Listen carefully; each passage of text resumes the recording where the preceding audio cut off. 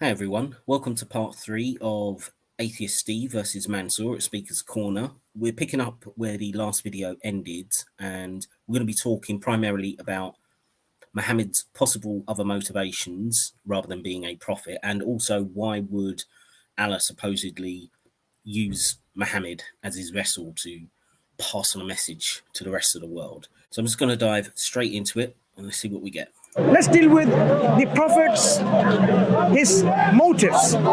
Is he faking to be a prophet or is he sincerely? You said sincerely. But I want to, just for the sake of comprehensiveness on this matter, there are many people who think he's an imposter. If he was an imposter, people must have a motive why are they pretending to be a prophet. Either is a motive of own selfish motive to be rich, to be wealthy, to be a leader, to be a king, to be the one who has all the benefits and so on. Many things, material gain and desires. Yeah, absolutely. And there's nothing that I've ever heard from Muslims that have ruled out any of those possibilities. They all seem perfectly logical, perfectly reasonable. If that was what he was going for, if he was actively doing this to deceive, then none of those motivations, I think, can be ruled out. It could be a motive, but guess what? Every single one of these can be discounted. Look. Yeah, no, they can't, and you do a really bad job of trying to do that. They even once said, the polytheist of Mecca, when he started calling people to Islam and to reject the idols, they said, look, what are you after? Do you want money? We will make you the richest person of us. Yeah, but the point is, he was already married to Khadijah at that point, who I'm sure I've seen an article which said that her wealth was so great, she would have been easily a millionaire and possibly even a billionaire by today's standards. Now, I could have that wrong, but she was a very wealthy person. He married into money already. So the idea that he would be bought off just by some token gesture from the polytheists, well, he doesn't immediately need that in the short term. It's a much better idea for him. He's thinking the long-term goal potentially. You know, if I can take over and spread my religion, then rather than whatever paltry offer they're going to make to me, I can make the big bucks once I'm in charge. So this really doesn't work as an apologetic. Wait, Stephen. You're going on a bit. Let me remember what it is. He could have maybe they want money, he didn't want material things and things like that. He was a great guy, yeah? He had the experience. What was his motive? He didn't have any motive. He was actually believed in what he was That's doing. your position. He believed. Well, no, I don't think it's actually Steve's position. I think he's just saying for the sake of argument, look, I'll grant you that he could have genuinely believed in what he believed in, but that doesn't mean that what he believed in was true. But again, I think this motivation of money or power, I think it's absolutely a potential and far more likely than angel in a cave. Good. From what I understand that, but I'm not dealing with the opposition yet.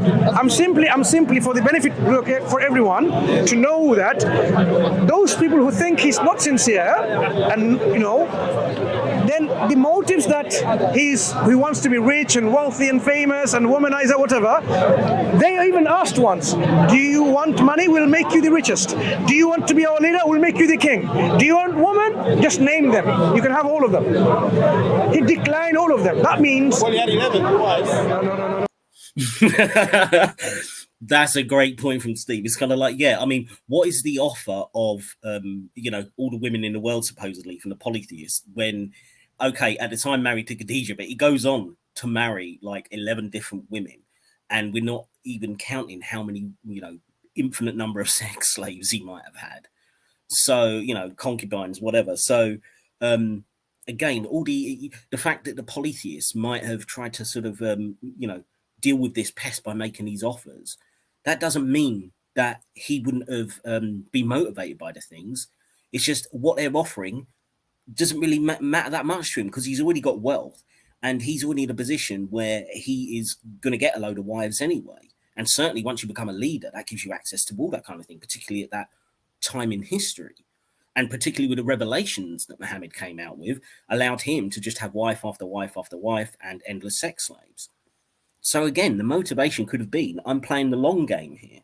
And Mansur's got nothing to counter that.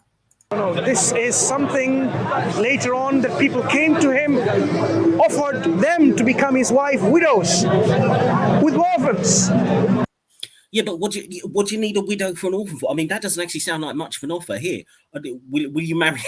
Will you marry my widow and take care of her kids? I mean, to be honest, if you're some leader of a religion, you can get your pick and your perfect choice of who you want to take as your concubine. Why would that be much of an offer to say, oh, will you take this widow and look after her kids? I mean, he doesn't think through the very apologetics he's trying to put out here. Old women who are divorced or widowed, and they're saying, and they have no one to look after. Well, most cult leaders nowadays have a lot of wives, See, this is why I love Stephen Mann in this video, because he just cuts through all the crap as well. I mean, what a great line. Yeah, I mean, it's absolutely true. A lot of cult leaders do have multiple wives, multiple women, and sometimes not consenting. It's a classic feature of this cult-like behavior, the Manson cult and all these strange little cults that crop up. Yeah, it's a feature of it. So again, how is this like a convincing apologetic to say, oh yeah, he was offered all these women? It's kind of, well, he can already get all those women. You're mixing up. We'll talk about his multiple marriages, and you will agree with me that these were not marriages of convenience. These were marriage to make sure that people are looked after, people are brought together as communities, and so on and so forth. Well, I mean, I'd question that. I mean, look, I'm not brilliant on the history of each of Muhammad's wives, but it wouldn't surprise me if they were going to be like political marriages and stuff like that, to be able to get people on side that he needed to. And some of them, I think, were just because he had lust for them. So, I mean, what was it? His son-in-law, I think it was, whose wife he married, and he came out of a revelation that Allah came to him in a dream and said, I want your wife, kind of thing. Something like that. Apologies if I got that story slightly off, but it was something like that. So it just shows that again, he's trying to ascribe pure motives to Muhammad. He's just trying to take care of people. No, he would have been typically a man of his time, no doubt, that it would have been political marriages and just the women that he wanted to have sex with. Because his first wife, he married her, was... Yeah, he married her for money. That was the other motivation. 15 years older than him. And they live the whole life in this marriage. Oh, by the way, I mean, I don't want to be totally cynical on that. I mean, it is possible he could have also, loved one or more of these women. I don't want to totally rule that out or try to paint Muhammad as like unusually different from a lot of other kind of people that went on to become despots and big powerful leaders and stuff like that. But yeah, I mean, most of his motivations are going to be practical, sexual, or political. Monogamous marriage until she passed away. Someone older than him, living all her and his life in marriage. This is a direct refutation of this accusation that he was a. What camera is that for? Yeah, a direct refutation of people who think he's someone who's interested in children. I'm not going to even use this word. Someone, sexually interested in children. You can. Right, this is a really odd diversion he takes. Now, he's obviously in reference to Aisha being underage and he was married, and he's...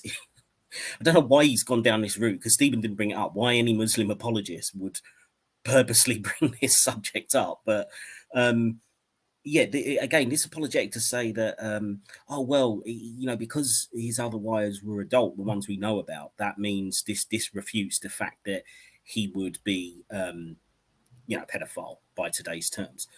I mean, what's the point in arguing over those, those kind of dictionary definitions or medical definitions? I mean, it's not really the point, is it?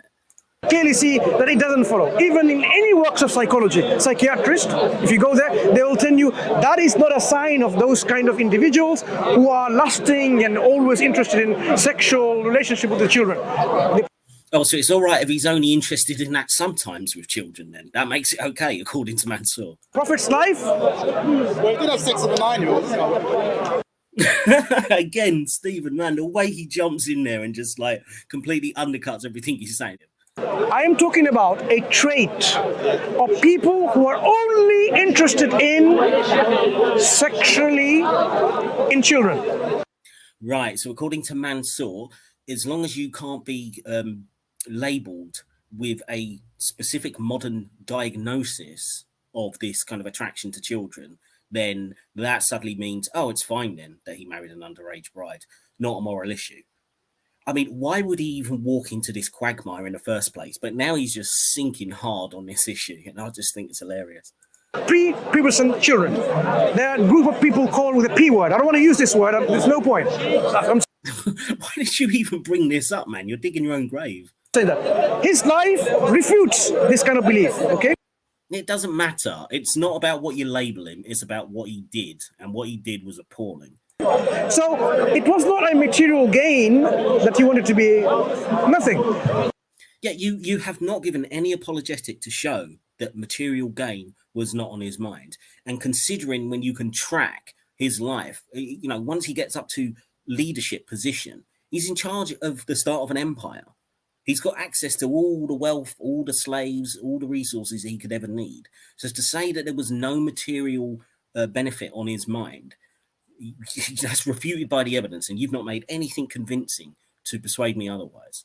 Maybe some kind of thing, oh, he wanted to unite the Arabs. That's why. None of your concern, by the way. Well, yeah, I mean, it could have been a political motivation like that as well. It could have been, you know, the Arabs were historically not powerful compared to other regional powers, the Persians, the Romans, and then the Byzantines, and other powers, Egypt historically, and places like that. So yeah, that could also be a perfectly reasonable motivation if he had kind of like an Arab nationalism kind of, I want to unite my people kind of thing. That would have been a perfectly understandable motivation as well. And again, you haven't ruled it out. You haven't given any reason for us not to think that might have been a motivation for this whole thing. For those people, I'll make it short and I'll come to yours. And he was saying, Allah has chosen Maryam above all the women of the world. What would the Arabs say? How are you uniting the Arabs? You're calling a Jewish woman the best woman of the world. Yeah, I mean, I'm not sure if this was, he's talking about Muhammad's Jewish wife, but, you know, lots of leaders take wives who are not, you know, part of their tribe. You know, they take foreign women. I mean, as often that is used as a way to cement alliances with people outside of your group, or often it's because you conquer them and take the spoils of war, so to speak. So again, he thinks that because he, you know, I think he's talking about his Jewish wife, or you know, that suddenly means that he's got no interest in Arab nationalism. I mean, one does not follow the other. It's not showing how he's trying to unite, it will disunite it. So it wasn't trying to unite the Arabs for some kind of unity he's claiming to be a prophet. So I will leave there for now. I've given you. I'll ask you one question before you talk about it. Have you got any doubts at all in what you're saying is true? No. None? None. Don't you think that's a bit kind of like no. worrying? Because then you close. Do you doubt you exist? Well, that I exist. Or they say I think if I am. No. Do you doubt? I don't doubt I exist. Not even a little bit? Oh, I exist. I'm here now. Not even a little bit? I'm here now. Good. They say that could be a so now, as you realize, there are certain things we can be pretty much confident in what we believe. Exactly. Well, from a philosophical point of view, I think that's probably the only thing you can be certain of, is that your own mind exists, you know, if you want to go into solipsism and stuff. But yeah, you can have various grades of confidence in things that you can demonstrate in reality. Your religious claims are not one of those things. They are grounded in nothing but hearsay, as far as I can see. And you provided nothing in terms of Muhammad actually having this visitation from the angel, as we did in the last video. And you've got no reason to be certain about Muhammad's motivations as well. I mean, you've given such spurious arguments to say, oh, the only thing this could have been is he was actually visited by an angel because he's got no other motivations. You've done nothing to make that case. Your existence, you're pretty much 100% convinced with no room for any doubt. Likewise, Islam has given us this avenue in which our conviction can be so firmly grounded. Yeah, name one fucking tool that you've got, one real reason other than mummy and daddy brought me up in this religion and I believe it because I'm afraid to go to hell or whatever else. Name one other real reason you've got. So we talked about how prophet can be not. Yeah, he just moves on from that. Just makes that claim and then moves on. Be an imposter or fake individual because there's no motive that you can, describe. Yeah, that was your claim. You failed to make it. It was appalling. Maybe, as you said, possibility, he can be sincerely deceived in thinking that there is a creator of the universe who has sent an angel who spoke to him and so on and so forth, right? Now, let's just always add this in. He could have genuinely had this kind of experience, what he thought was this experience, and he could have just made a mistake. Didn't even need to necessarily be deceived. He just made a mistake. address that. Well, can I tell you the doubts that I have? Yeah, go ahead. So, apparently, you believe in the Big Bang and things like that, yeah? Well, No, Big Bang is just a model of a universe. Well, the time scales. God created the universe about 13.8 billion years ago, yeah? And then 9 billion... Our universe that we know of, according to scientific understanding, is 16.8 13.8, or 13 point something, 8 billion years, yes, correct, yeah, around that. 9 billion years later, he creates the Earth, yeah? So the Earth is about 4.5 billion years old, yeah? And then he waited another 4.5 billion years, to about 200,000 years ago, to create human beings. Okay. Yeah? He maybe gave the ability to talk and communicate, yeah? And have consciousness and learn language and stuff like that. And then he waited another 190,000 years, and then 1,400 years ago, he gave his message to mankind, to a man who can't read and write in a cave. He didn't even know who it was that gave the message. He had to ask a Christian. No, he knew. Right, did you hear that? I stopped it here. He says, Mansur just said at that point, no, Muhammad knew. When he was visited by the angel in the cave, Muhammad knew that it was an angel. Now, not only does that go against the narrative, the standard orthodox Islamic narrative, because the whole point was Muhammad thought it was a demon, not an angel. Not only is it against the narrative, he's contradicting what he said in the last video that I just put up 2 days ago. And for the benefit of those who are watching this and haven't seen that, let me play you that clip. If there's a case where someone is an imposter, a fake individual, pretending to be what he's not, pretending to be a prophet, we expect he's not going to come and say, I don't know. He would say, a fake prophet would say, yeah, God spoke to me directly, or the angel spoke to me directly, or something. He would be positive in assertion in making up this claim, rather than saying, I don't know who it was. Yeah, a fake, the signs of an imposter is this kind of false confidence. They bring out, they're sure what they're talking about, and so on and so forth. Here is someone who doesn't even know this encounter. Who was it? He's not sure. He's afraid. So there you go. And this is 5-6 minutes earlier in the video where he's acknowledging the standard narrative. And now he just completely fucking contradicted himself and said, oh no, Muhammad knew when the angel came to the cave. He knew what it was. I mean, this happens all the time in these Dawah videos. They constantly contradict themselves. And because they just talk and talk and talk, it's hard to catch. But this happens throughout. So I'm glad I can point it out for people, because I mean, again, I know my audience is smart enough to know that they do this kind of thing, but it's really nice to have an example like that right in the video. Anyways, we'll carry on. You just said the Christian, right? No. The Christian confirmed that don't worry, don't be afraid. Yeah. We already know how our Creator sends revelation. Yes, but Muhammad wouldn't need his Christian friend to tell him that if he already knew. So you've contradicted yourself, you wally. To individual through this kind of media. But 1,400 years ago, he gave it to one man in a cave. Yeah? One man. Yeah. And his job is to go and teach it to the whole of the world. Yeah. And that sounds rational to you. That sounds. Yeah, I'll tell you why it sounds so. Again, I love the way that Stephen puts this, man. I mean, it was a great long summary. I mean, it's a shame I had to cut it there, but he did a brilliant long summary, just like from the start of the universe to Muhammad in the cave, and it's like, this really makes sense to you, this story. I mean, it's just a beautiful summary, but let's see how Mansur rationalizes this. There's various ways of our Creator can communicate to individuals. He can communicate to you directly. It's one man. No. I'm just giving you the mechanism. This is the age of communication. You can talk to anybody on all these cameras. Stephen. You can talk to.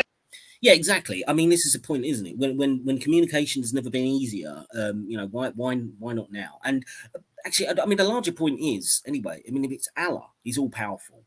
He could just communicate to everyone at once. If he really wants this message out there, or certainly provide someone who's a bit more reliable than Muhammad. So yeah, what's Mansur's? Everybody can hear The creator of the heavens and the earth can communicate to you. Are you listening? Yes. The creator of the heavens and the earth can communicate to every individual directly. That's one way of doing it. He can communicate to Yeah, so why not do that then? You haven't actually answered that. people behind the veil without a direct intervention. He can communicate to people in their dreams. He can inspire them otherwise.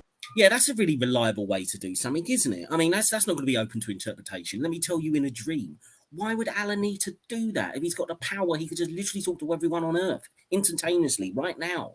He can talk to them directly. The various forms the creator can communicate, because we believe we are communicating, we are able to, understand and make sense of what we say.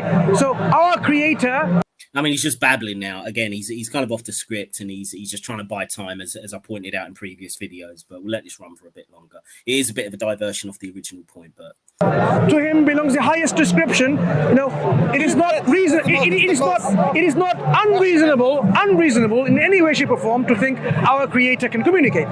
Yeah.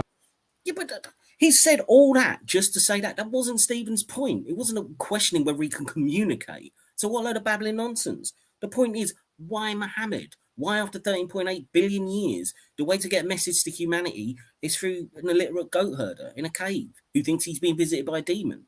Not unreasonable. So, the medium of communication.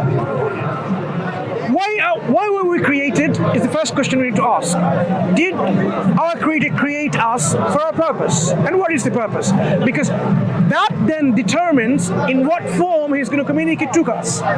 Well, I mean, if the purpose was to play a cosmic joke on us, then yeah, use Muhammad. Because, I mean, it just seems like the worst possible way to deliver a message if there was this creator, which I don't believe there was, but let's say it's a grant that there was, then what are you using this for? That makes Allah sound like a cosmic trickster. Does he want for us all to be forced to believe in him? Or does he want us to appreciate with our particular makeup of human reasoning, the intellect? Does he want us all to be convinced? 100%. Wait. Stephen, let's try to understand something. Yeah, I mean, Steve makes a good point there. Again, isn't that ultimately Allah's intention? He wants us to worship us. Then show yourself. You'd have your worship. Does our creator want us to be forced to know that he exists and what difference does it make? Believe in him? Because would that make sense? Imagine now.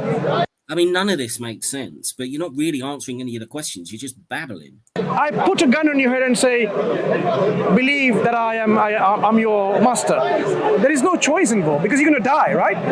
Do you have a choice? I say, look, you have a choice. There is no choice. That's exactly what God does to us. Believe I'm your God, or I'm going to burn you in hell. No. Christians say that. Muslims say that. The Creator has said, look, I am... Yeah, I mean, Steve makes a good point there anyway. I mean, he's not adverse to, forcing the issue of hell. What does it matter whether we got a choice? And at the end of the day, everything's, to Allah's plan. So there isn't really a choice, is there? The owner of you. I made you, I created you, I gave you life.